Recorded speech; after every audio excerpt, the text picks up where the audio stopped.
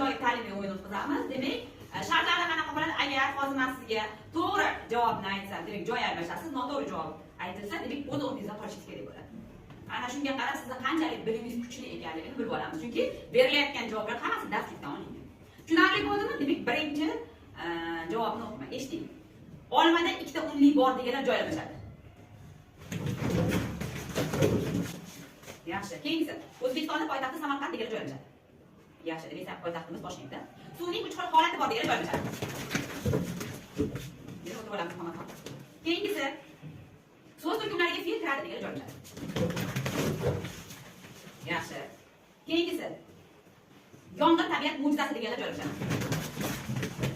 Yaxshi. O'zbek gapning oxiriga berilib qo'yiladi deganlar joy almashadi. Yaxshi. Keyingisi, maktab so'zining birinchi bo'g'ini ka deganlar joy almashadi. Yaxshi. Kelishishlarimizning tartibi bo'yicha 3-kelishligimiz tushum kelishiga deganlar joy almashadi. Temur bobomiz kuch adolatda deb aytganlar deganlar joy almashadi. Yaxshi. Keyingisi, bo'g'in turlari 3 ta deganlar joy almashadi. To'g'ri, demak, ikkita bo'g'in turimiz bor. Yaxshi. Keyingisi, o'zbek alifbosida 24 ta undosh tovush bor deganlar joy almashadi. Yaxshi. Keyingisi, 80 yil yashaydigan hayvonimiz timsoh deganlar joy almashadi. Yaxshi. 12 yoshda taxtga o'tirgan bobamiz Bobur Mirzo deganlar joy almashadi.